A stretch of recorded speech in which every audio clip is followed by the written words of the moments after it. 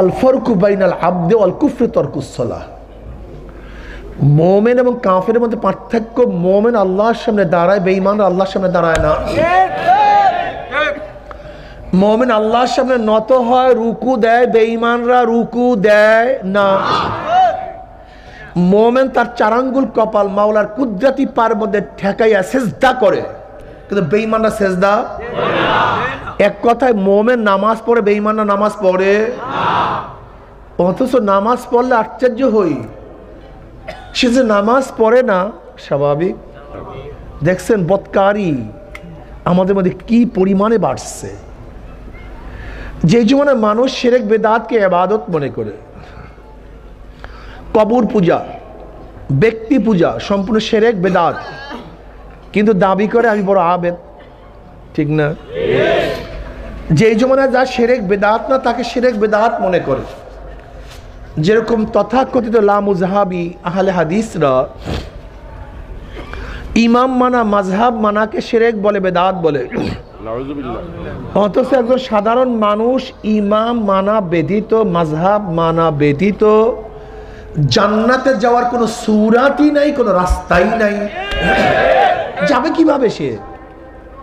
সে তো কোরআন হাদিস জানেই না, সে তো ফরজ জানে না, ওয়াজিব জানে না, সুন্নাত জানে না, মুস্তাহাব সম্পর্কে জানা নাই, কোনটা হারাম কোনটা হালাল জানা নাই। যদি একজন ইমামের অনুসরণ না করে, মাযহাবের অনুসরণ না করে, তাহলে আমাকে বলে সে আমল করবে কিভাবে? আমাকে বলুন। যেটা সবচেয়ে জরুরি সেইটাকে শিরক বিদআত বানায় দিছি।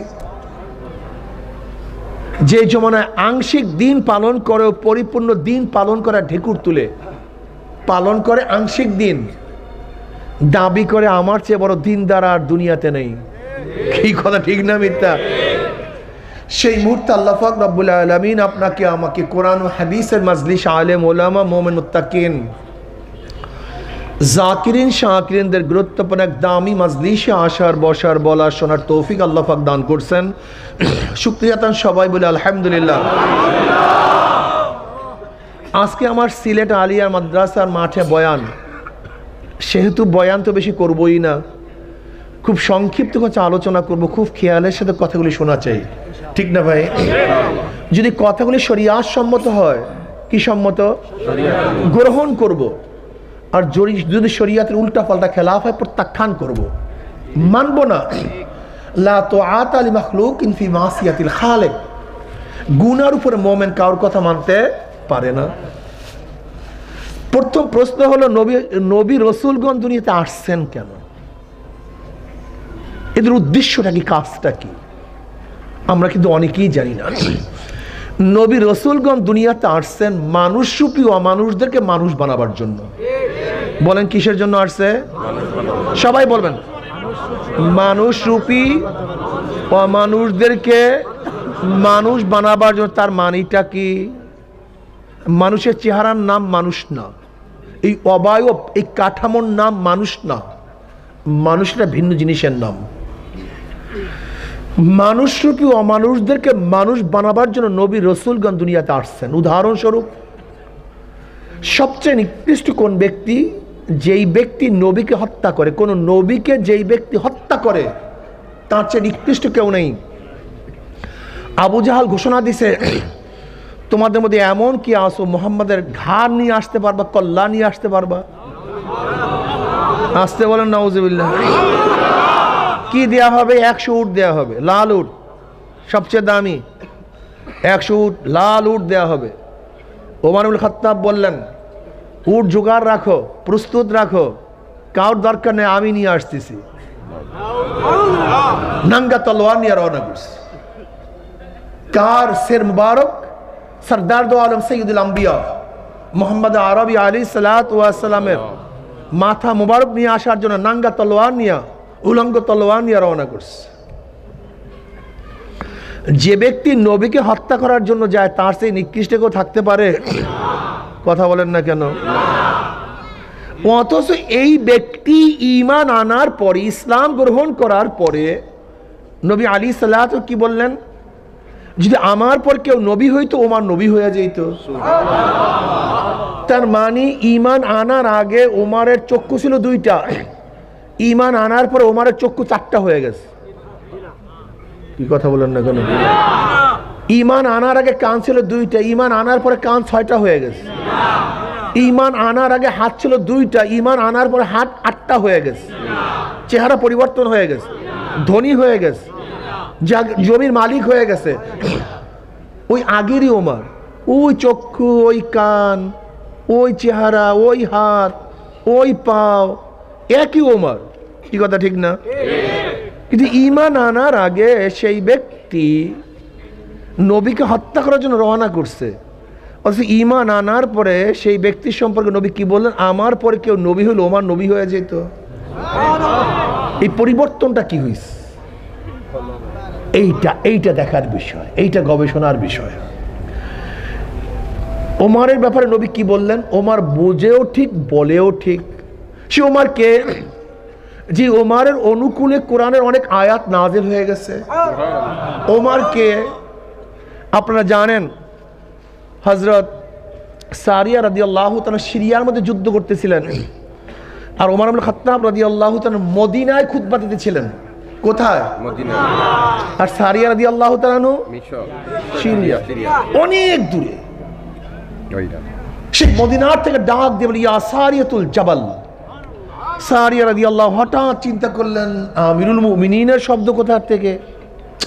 এদিকে তাকালেন, আরে আমির তো মদিনায়, আমি সিরিয়ায়, সে কোথার থেকে আওয়াজ দিবে? ধরে নেন আপনাদের কেউ লন্ডনে আস, আপনার বাবা লন্ডনে, হঠাৎ যদি আপনার আব্দুল্লাহ, আপনি আশ্চর্য হয়ে যাবেন না যে আব্বু তো লন্ডন, আব্বুর আওয়াজ কোথার থেকে? ঠিক ওমর ইবনে খাত্তাব মদিনায়, সারিয়া রাদিয়াল্লাহু যুদ্ধের ময়দানে অনেক দূরে, আওয়াজ, ইয়া সারিয়াতুল জাবাল, হে সারিয়া পাহাড়ের দিকে তাকাও। সারিয়াদের চিন্তা করলেন কিসের আওয়াজ, মনে হয় ধোঁকা, মনে হয় ভুল বা অন্য কিছু। আবার যুদ্ধের মধ্যে ব্যস্ত। একটু পর আবার ইয়া সারিয়াতুল জাবাল, আবারও তিনি হকচক খেয়ে গেলেন। ঘটনা কি? কিসের আওয়াজ, কোথায় কি? আবারও তিনি যুদ্ধের মধ্যে লিপ্ত। কিছুক্ষণ পর আবার বলি, ইয়া সারিয়াতুল জাবাল, আই উনজুরিলাল জাবাল, এ সারিয়া পাহাড়ের দিকে তাকাও। সারিয়া রাদিয়াল্লাহু তাআলা একবার শূন্য প্রেরণ করলে পাহাড়ের দিকে। দেখেন অপরের দিক থেকে, অপর দিক থেকে শত্রুরা ইসলামী মুসলমানদের উপর আক্রমণ করার জন্য প্রস্তুতি নিচ্ছে। সারিয়া রাদিয়াল্লাহু তাআলা আগের থেকে টের পাওয়ার কারণে নিস্তানাবুদ করে ফেলেছে। ওইদিকে মদিনার মুসলমানরা চিন্তা করতেছেন সারিয়া তো সিরিয়ায়, আমির কার সাথে কথা বলতেছেন? তারা আশ্চর্য, ভেদ কেউ কাউকে বলেন নাই। সারিয়া রাদিয়াল্লাহু যুদ্ধে বিজয় ভেসে মদিনায় ফিরে আসছেন, মদিনার মুসলমানরা বের হয়ে গেছে। সারিয়া, অমুক তারিখ জুমার সময় তুমি কি আমিরের কোনো শব্দ শুনছো? সারিয়া আশ্চর্য, হ্যাঁ শুনছি তো। তাহলে কি শুনছো? বলে আমি তো যুদ্ধ করতেছিলাম, হঠাৎ আমিরের আওয়াজ, আমি ভ্রুক্ষেপ করলাম না। দ্বিতীয়বার আওয়াজ, ভ্রুক্ষেপ করলাম না। তৃতীয়বার আওয়াজ। আল্লাহর কসম, যে ওই মুহূর্তে আমির আমাদেরকে সতর্ক না করতেন তাহলে একজন মুসলমান জিন্দা ফিরতাম না, সবাই মারা যাইতাম। ওমরের মধ্যে এমন কি পরিবর্তন হইল যে ওমর আওয়াজ দেয় মদিনায়, আওয়াজ পৌঁছে যায় সিরিয়ায়। চিন্তার বিষয় আছে কি নেই? এইটাই চিন্তার বিষয়, অন্য কিছু না। এইটাই চিন্তার বিষয়। নীল নদীর কাছে ওমর ইবনে খাত্তাব রাদিয়াল্লাহু চিঠি লিখছেন, হে নীল নদ, যদি আল্লাহর হুকুমে জারি হও তো হও, যদি না হও দরকার নাই। এই চিঠি পানির মধ্যে পড়তে দেরি, জোয়ার সৃষ্টিতে দেরি হয় নাই। ওমরের চিঠি, ওমরের কথা পানিতে শুনে একদিন মদিনার মধ্যে ভূমিকম্প শুরু। ওমর ইবনে খাত্তাব রাদিয়াল্লাহু লাঠি দিয়া বাড়ি মারছেন, থাম, অমনি থেমে গেছে। কি পরিবর্তন? চেহারা পরিবর্তন হয়নি, হাত পরিবর্তন হয়নি, চোখও পরিবর্তন হয়নি, এই পরিবর্তন কলব। জোরে বলেন কি? বেলাল হাফসি, গোলাম জাদা গোলাম, নিজেও গোলাম, বাবাও গোলাম, দাদাও গোলাম, 1 টাকার মালিক না। আজকে সবাই টাকা টাকা নিয়ে ব্যস্ত।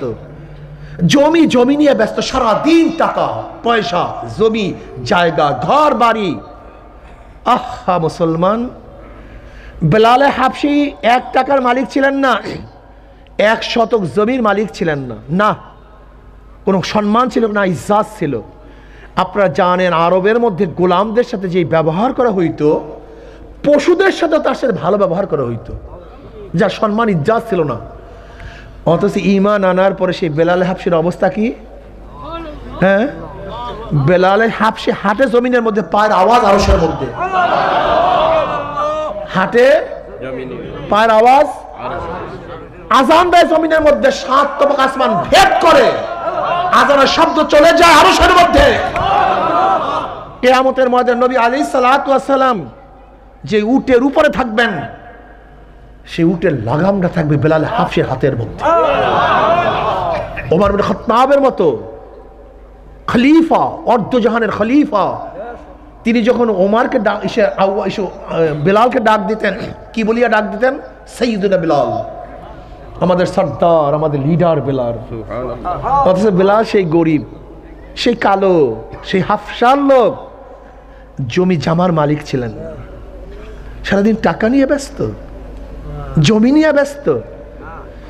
আমি বিশ্বাস করি ফাতেমা রাদিয়াল্লাহু তাআলা আনহা যেই পরিমাণে গরিব ছিলেন, গোটা বাংলাদেশের মধ্যে সেই পরিমাণে একজনও গরিব নেই। আলী রাদিয়াল্লাহু ফরমান, হে গোটা দুনিয়ার মানুষ, সাইয়্যিদুল আম্বিয়া মুহাম্মদ আরবি আলাইহিস সালাতু ওয়াস সালাম কলিজার টুকরার ঘটনা শুনো। কার ঘটনা? ফাতেমা রাদিয়াল্লাহু আনহার ঘটনা শুনো। পানির মস্ক টানতে টানতে কাঁধের মধ্যে রশির দাগ ফরাইয়া ফেলাইছেন, আটার চাক্কি ঘুরাতে ঘুরাতে হাতের মধ্যে দাগ পরাইয়া ফেলাইছেন। আলী রাদিয়াল্লাহু বলেন কি, যে আমার আর ফাতেমা শুধু একটা বিছানা ছিল, একটা বিছানা, তাও আবার ছাগলের চামড়ার। রাত্রে একই বিছানায় ঘুমাইতাম, আর দিনের বেলায় সেই বিছানার মধ্যে জানোয়ারদেরকে খাদ্য দিতাম। অথচ তুমি আমি সারাদিন টাকা টাকা। আম্মা জান আয়েশা সিদ্দিকা রাদিয়াল্লাহু তাআলা ফরমান, নবীর ঘরে কখনো কখনো 3 দিন পর্যন্ত আগুন জ্বলতো না।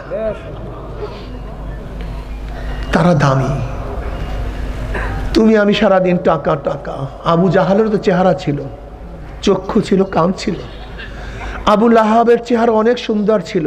আবু লাহাব অগ্নিস্ফুলিঙ্গের বাবা, এত চেহারা ছিল, এত সৌন্দর্যতা ছিল, লেকিন মানুষ ছিল না। কি ছিল না? ওয়ালাকাদ জারানা লিজাহান্নামা কাসীরাম মিনাল জিন্নি ওয়াল ইনসি লাহুম কুলুবুন লা ইয়াফকাহুনা বিহা ওয়া লাহুম আ'য়ুনুন লা ইউবসিরুনা বিহা ওয়া লাহুম আযানুন লা ইয়াসমাউনা বিহা উলাইকা কাল আনআমি বাল হুম আদাল উলাইকা হুম গাফিলুন। এ আমার যুবক বাবারা, আমার মুরব্বী বাবারা, পর্দার মা বোনেরা, এ আমার জকিগঞ্জের যুবক বাবারা, এ আমার মুরব্বী বাবারা, পর্দার মা বোনেরা, চেহারার নাম মানুষ না, এই চোখের নাম মানুষ না। আবু জেহেলের তো চোখ ছিল, আবু জেহেলের কান ছিল, হাট ছিল, লান ছিল। আরবের মধ্যে বহুত বড় লিডার ছিল, আবুল হাকাম বলা হইতো। আবু জাহাল কি বলা হইতো? আবুল হাকাম, বুদ্ধিমানের ভাব, অনেক জ্ঞানী। আবু জাহাল তো অনেক বড় লিডার ছিল, অনেক সম্পত্তির মালিক ছিল। আবু লাহাব, সেও তো অনেক ধনী ছিল, বহুত বড় লিডার ছিল। ফেরাউন অনেক শক্তিশালী ছিল, অনেক বাদশাহী ছিল, অনেক ক্ষমতাবান ছিল। কারুনের প্রচুর মাল ছিল, যেই মালের কোনো অভাব নাই। কত কত কত মাল তার ছিল, কিন্তু আমার মাওলার কাছে কিছু না। আমার মাওলার কাছে কোনো দাম নাই, আমার মাওলার কাছে কোনো ইজ্জত নাই। আমার মাওলা কালামে পাকের মধ্যে ফরমান, কিছু মানুষ আছে যারা বুঝে না, চক্ষু আছে দেখে না, কান আছে শুনে না। এই সমস্ত মানুষগুলি জানোয়ারের চেয়েও খারাপ। আল্লাহ আমাদের সবাইকে মাফ করিয়া দাও।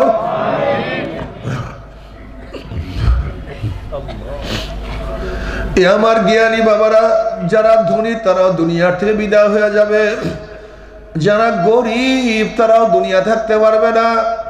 যে ঔষধ বানাইছে সেও দুনিয়ার থেকে বিদায় হয়ে গেছে, যেই ডাক্তার ঔষধ লিখছে সেও নাই, যেই দোকানদার ঔষধ বিক্রি করছে সেও মারা গেছে, যেই রুগী ঔষধ সেবন করছে সেও দুনিয়ার থেকে বিদায় হয়ে গেছে, যেই জজ সাহেব ফাঁসির রায় লিখছে সেও নাই, যে জল্লাদ ফাঁসি কার্যকারী করছে সেও দুনিয়ার থেকে বিদায় হয়ে গেছে, যাকে কার্যকারী করছে সেও আজকে দুনিয়াতে নাই। ধনীও নাই, গরিবও নাই, বাবাও চলিয়া গেছে, দাদাও বিদায় হয়ে গেছে, নানাও আজকে আমাদের মাঝে নাই। আমার ছোট ভাই অনেক আগেই কবরে চলিয়া গেছে, আমার ছোটবেলার বন্ধু আজকে দেখি না, আমার সন্তানের লাশ আমার কাঁধের উপর উঠিয়া গেছে, আমি আমার নাতির জানাজে উপস্থিত হয়ে গেছি।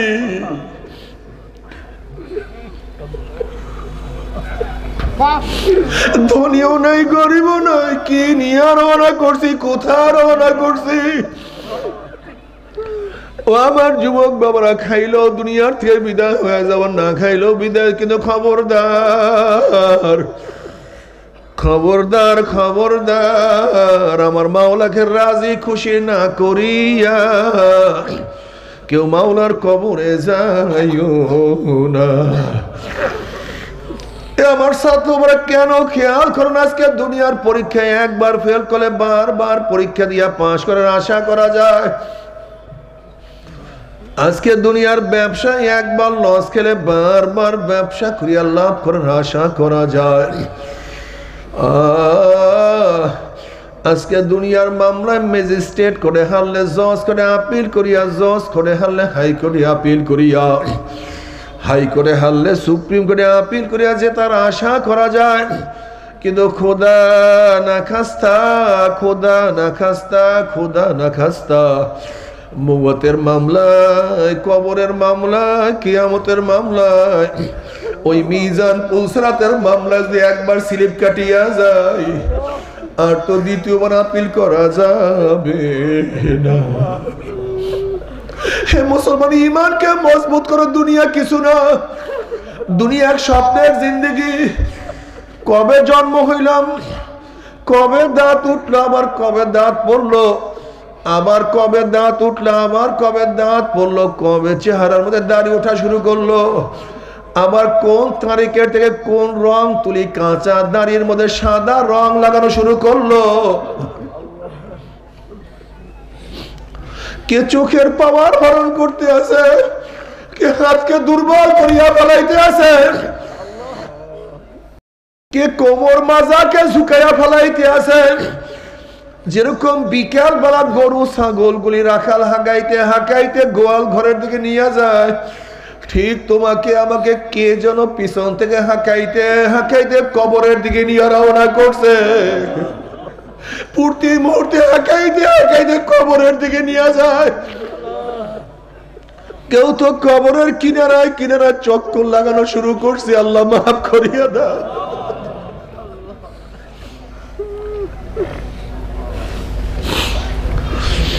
বাবারে, খালি হাতে রওনা করিও না, খালি হাতে কবরে যাইও।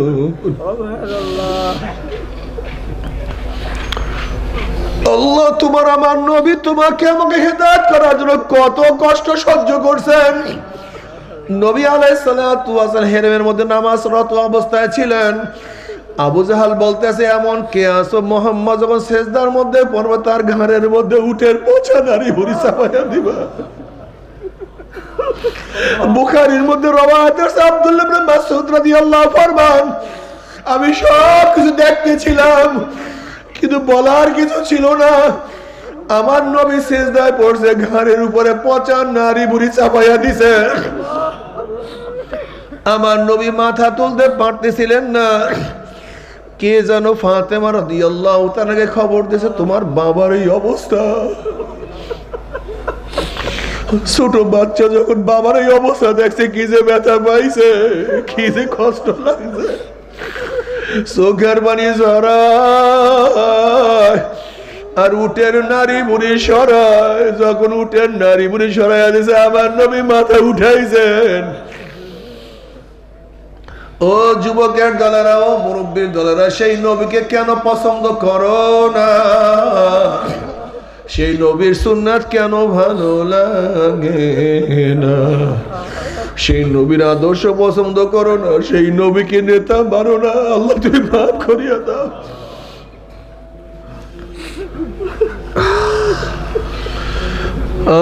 তোমার আমার দয়ার নবী তোমার জন্য আমার জন্য কত কষ্ট করছেন। শিয়াবে আবু তলেবের মধ্যে 3 বছর আবদ্ধ করিয়া রাখছে, পানি দেয় নাই, খানা দেয় নাই, না খাইতে গাছের পাতা খাইয়া খাইয়া বাঁচছে। আল্লাহ মাফ করিয়া দাও। তোমার আমার জন্য আমার নবী তায়েফের ময়দানে গিয়া দাওয়াত দিয়েছেন, পাথরের আঘাতে আমার নবীর শরীরের থেকে কি পরিমাণে রক্ত ঝরছে, জুতা মোবারক হাঁটিয়ে গেছে। সেই নবীকে কেন ভালোবাসো না? সেই নবীর দল কেন করো না? সেই নবীর সুন্নাত কেন পছন্দ করো না? সেই নবীকে কেন নেতা মানো না? তোমার সে আমার সে বদনসিব কপাল পোড়ার কেউ হইতে পারে না। ও আমার যুবক বাবারা, ও আমার মুরব্বী বাবারা, তুমি কি দেখো নাই নবী আলাইহিস সালাতু ওয়াস সালাম ফরমান, আল মারউ মা মান আহাব্বা ওয়া লাহু মাকতাসাবা। দুনিয়াতে যে যাকে নেতা মানবে, যে যাকে মোহাব্বত করবে, কিয়ামতের ময়দানে সে তার সাথী হয়ে যাবে। যারা কার্ল মার্কস, মাও জেদুং, আব্রাহাম লিঙ্কন, দুনিয়ার লিডারদেরকে মোহাব্বত করো, নেতা মানছো, যারা শেখ সাহেব, জিয়াউর রহমান সাহেব, খালেদা জিয়া, শেখ হাসিনা, এরশাদ সাহেব, অমুক তমুককে নেতা মানছো, কিয়ামতের ময়দানে লিডাররা, নেতারা তোমাদের সামনে থাকবে, অনুসারীরা পিছনে থাকবে। লিডাররা যেখানে যাবে তোমরাও সেখানে চলে যাবা। আর যারা আমার নবীকে নেতা মানবা, যারা আমার নবীকে নেতা মানবা, উলামায়ে কেরামকে নেতা মানবা, আল্লাহর কসম করিয়া বলিয়া তুইয়া গেলা, কিয়ামতের ময়দানে নবী আমাদের সামনে থাকবে, উলামায়ে কেরাম আমাদের সামনে থাকবে। আল্লাহ নবী যেখানে যাবে আমরাও সেখানে চলে যাবো ইনশাআল্লাহ। নারায়ে তাকবীর। আল্লাহ তুমি কবুল করিয়া নাও, আল্লাহ তুমি কবুল করিয়া নাও। ও আমার যুবক বাবারা, তোমার সে কত যুবক আমার মাওলার পাগল, তুমি কেন পারবা না?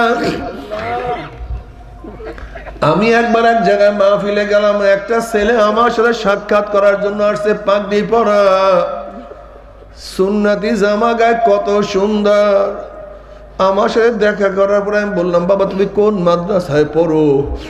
ওই ছেলে বলছে, হুজুর আমি তো মাদ্রাসার ছেলে না, আমি স্কুলের ছেলে। আমি বললাম, আলহামদুলিল্লাহ, মাওলা তোমাকে এত সুন্দর কিভাবে বুঝ দিছে।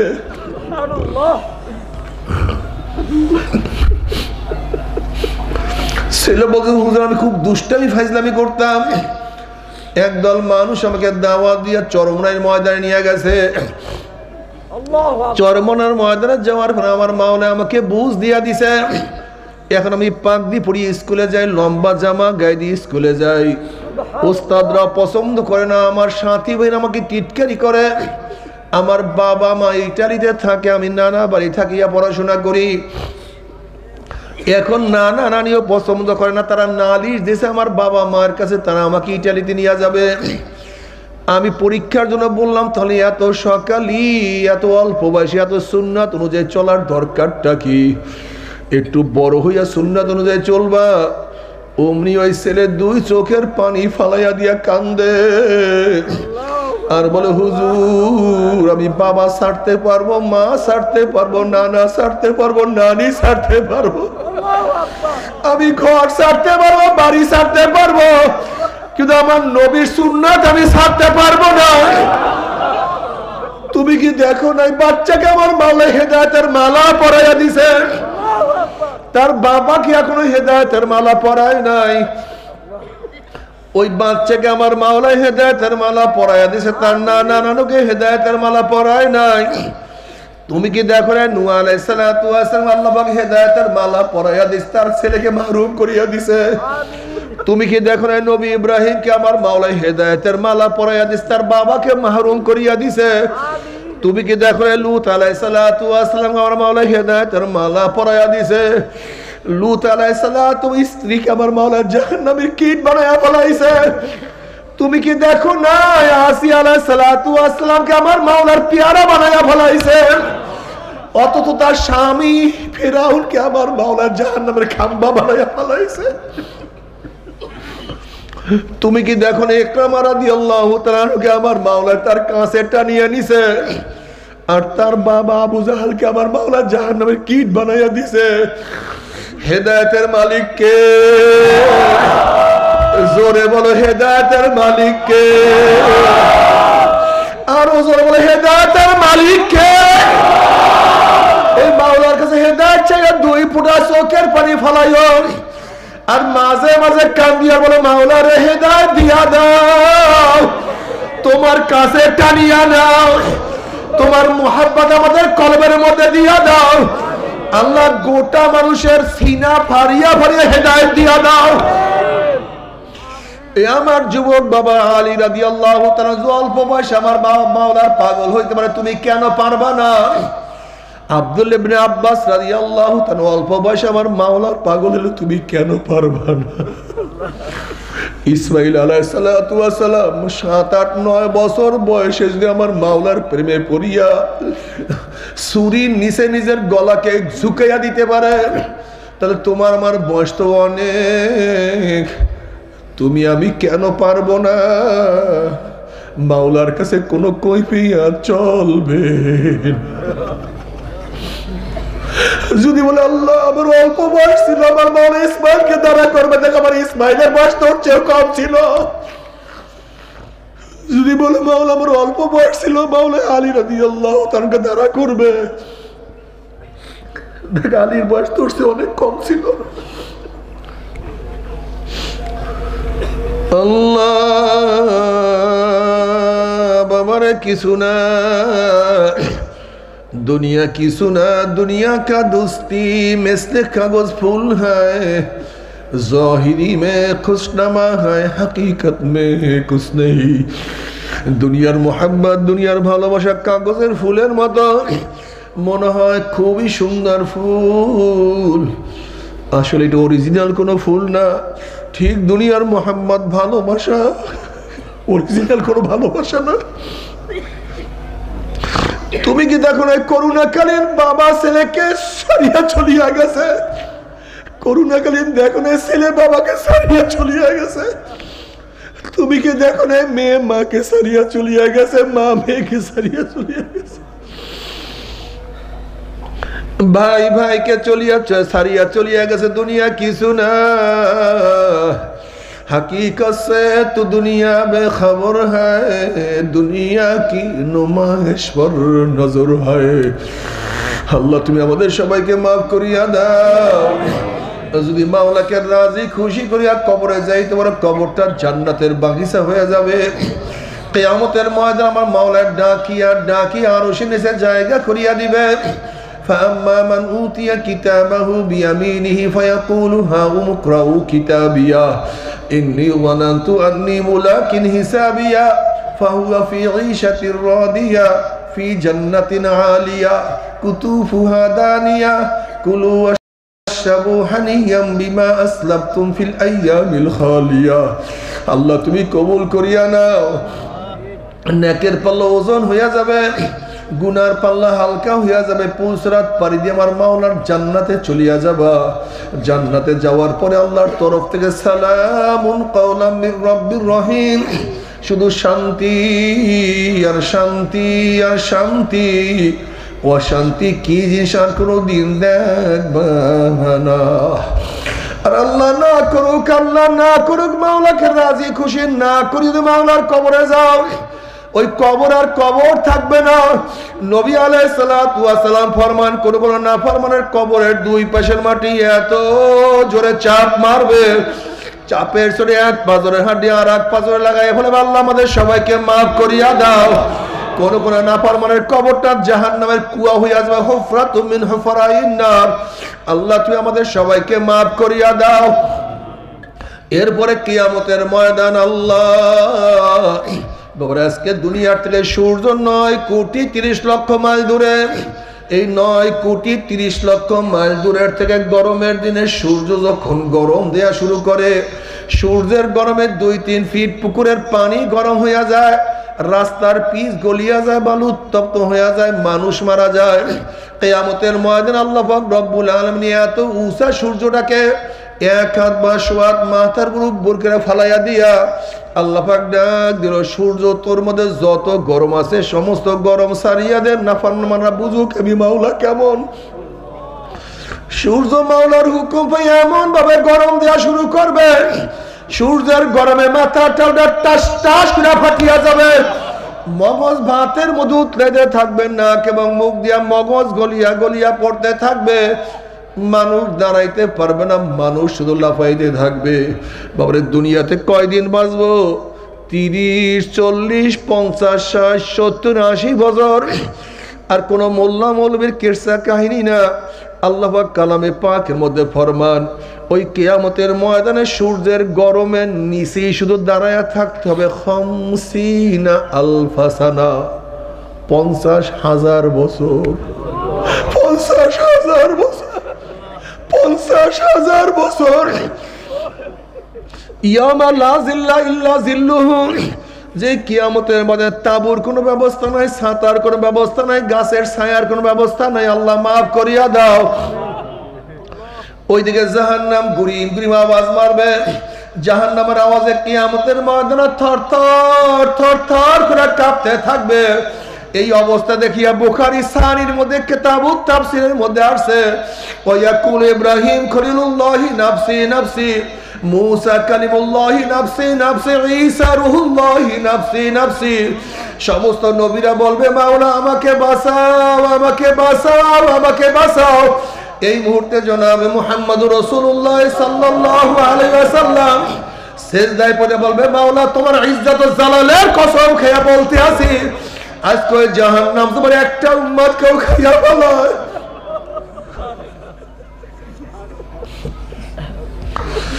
আমি কিন্তু তোমার হাবিব জান্নাতের মধ্যে যাব না। এ কপাল পরার দলেরা, যে আল্লাহর নবী কিয়ামতের ময়দানে তোমাকে আমাকে ভুলবে না, সেই আল্লাহর হাবিবের দাড়ির মধ্যে কেমনে পোষ লাগাও? সেই নবীর সুন্নাত কি কেন মানো না? সেই নবীকে কেন নেতা মানো না? সেই নবীর আদর্শ নীতি কেন পছন্দ হয় না? তোমার সে আমার সে বড় কপাল পরার কেউ হইতে পারে না। আল্লাহ নবী আলাইহিস সালাতু ওয়াস সালাম দোয়া কবুল করে আল্লাহ পাক বলবেন যাও জিবরাইল আমার হাবিবের কাছে এই পানি টুকু নিয়ে দিয়ে আসো। নবী আলাইহিস সালাতু ওয়াস সালাম যখন ওই পানি জাহান্নামের গায়ে ছিটা মারবে, জাহান্নাম ক্যাত ক্যাত ক্যাত ক্যাত করে পিছনে সরিয়া যাবে। আল্লাহর হাবিব বলবেন মাওলা রে, যে জাহান্নামকে লক্ষ লক্ষ ফেরেশতারা ধরিয়া রাখতে পারে না, আবার কোন কুদরতি পানি, কোন আশ্চর্য পানি, যেই পানি মারার সাথে সাথে জাহান্নাম পিছনে সরিয়া গেল। আল্লাহ পাক ডাক দিলেন হাবিব গো, এই পানি কোন আশ্চর্য পানি না, কোন কুদরতি পানি না, এই পানি হলো তোমার গুনাহগার উম্মতের চোখের পানি। ওরে কান্দ, চোখের পানি ঝরা। আল্লাহ আল্লাহ তুই আমাদের সবাইকে কবুল করিয়া নাও। ও আমার যুবক বাবারা, মুরব্বী বাবারা, পর্দার মা বোনেরা, আজকের থেকে নিয়াত করে আমার নবীর বাইরে কাউকে নেতা মানব না ইনশাআল্লাহ। কে কে রাজি আছে? দুই হাতে নারা তাকবীর, নারা তাকবীর। আমার নেতা তোমার নেতা, আমার নেতা তোমার নেতা। আজকে নিয়াত করে নবীর নীতি আদর্শের বাহিরে আমি যাব না, আমি ইসলামের বাহিরে কোনো দল করব না, আমি নবীর নেতৃত্ব ছাড়া কাউকে নেতৃত্ব মানব না ইনশাআল্লাহ। আল্লাহ আমাদের সবাইকে কবুল করিয়া নাও। এরপর সবার আমল নামাকে ওজন করা হবে। ফাআম্মা মান সাকুলাত মাওয়াজিনুহু ফাহুয়া ফি ঈশাতির রাদিয়া। যাদের নেকের পাল্লা ওজন হইয়া যাবে, গুনার পাল্লা হালকা হইয়া যাবে, আমার মাওলা তাদেরকে জান্নাতের ফয়সালা দিয়া দিবে। আল্লাহ তুমি কবুল করিয়া নাও। ওয়া আম্মা মান খাফফাত মাওয়াজিনুহু ফাউম্মুহু হাবিয়া, আর যাদের নেকের পাল্লা হালকা হইয়া যাবে, গুনার পাল্লা ভারী হইয়া যাবে, ফাউম্মুহু হাবিয়া, আল্লাহ পাক তাদেরকে হাবিয়া জাহান্নামের ফয়সালা দিয়ে দিবে। এখন আল্লাহ পাক নিজেই প্রশ্ন করতে আছেন, ওয়ামা আদরাকা মা হিয়া, তোমরা কি জানো হাবিয়া কোন জাহান্নামের নাম? হাবিয়া জাহান্নামের ধরনটা কি তোমরা কি জানো নাকি? আল্লাহ পাক প্রশ্ন করার পরে নিজেই জবাব দেন, নারুন হামিয়া। শোনো হাবিয়া কেমন জাহান্নাম, কোন এক মানুষ যদি পানির মধ্যে ডুব দেয়, তার ডাইনে বামে চারিদিকে পানি আর পানি ছাড়া কিছুই থাকে না। হাবিয়া এমন একটা জাহান্নাম, যার ডাইনে আগুন, বামে আগুন, উপরে আগুন, নিচে আগুন, সামনে আগুন, পিছনে আগুন, আগুনের একটা মটকা, আগুনের একটা গর্ত, আগুনের একটা কুয়া সহ্য করতে পারবি? ওই আযাব তো কেউ সহ্য করতে পারবো না। তবে মুমিন মুসলমান বলতে সবারই মনে চায় গুনার থেকে ফিরিয়া নেক আমল করিয়া মাওলার জান্নাতে, কিন্তু সবাইরই যাইতে মনে চায়। গুনাহ নিয়া মাওলার জাহান্নামে কাউরি কিন্তু যাইতে মনে চায় না। কিন্তু কেনই বা আমরা নেক আমল করতে পারি না, কেনই বা গুনার কাম ছাড়তে পারি না? এর মূল কারণ আপনার এবং আমার পিছনে নফস এবং শয়তান লাগিয়া রইছে। এই নফস এবং শয়তান থেকে ফেরার জন্য যে কোনো একজন হক্কানি আল্লাহর ওলির হাতে হাত দিতে হবে রে বাবা। খবরদার, বর্তমান জামানায় পীর মুরিদের নামে ভেজাল, ব্যবসা, দলাদলি, হিংসা, হাসাদে পরিণত হয়ে গেছে। সমস্ত আল্লাহর ওলির একমত, যেই পীরের 5 জন মুরিদের মধ্যে কমপক্ষে 3 জনকে দেখবেন আলহামদুলিল্লাহ সুন্নাত মুআফিক আমল আখলাক মজবুত হয়ে যাইতে আছে, গুনার কাম ছাড়তে আছে, নেকের আমল ধরতে আছে, কলব নরম হইয়া চোখে পানি আসতে আছে। বৃক্ষ তোর নাম কি, ফলে পরিচয়? আমি চরমনাই বুঝি না, চরমনার দাওয়াত, প্রশংসা, প্রচার প্রসার করার জন্য আসিনে রে বাবা। চরমনাই যাওয়ার তোমার কোনো দরকার নাই, কোনো দরকার নাই, কোনো দরকার নাই। তুমি যার কাছে গিয়া পারো গুনার কাম ছাড়ো, নেকের আমল ধরো, কলব নরম করিয়া চোখে পানি নিয়া মাওলার কবরে যাইও। যেরকম দুনিয়ার ঘরে আগুন লাগলে পানি ছাড়া নিবানো যায় না, ঠিক তদ্রূপ তোমার এবং আমার গুনার দ্বারা যে জাহান্নামের আগুন জ্বলিয়া রইছে, চোখের পানিও ছাড়া কিন্তু জাহান্নামের আগুন নিবানো সম্ভব না। আমার জন্য দোয়া চাই, আমিও দোয়া করি, সবাই সবার জন্য প্রাণ খুলিয়া দোয়া করো, যেন কিয়ামতের ময়দানে গলাগলি বাঁধিয়া মাওলা একসাথে জান্নাতে যাওয়ার তৌফিক দিয়া দেয়।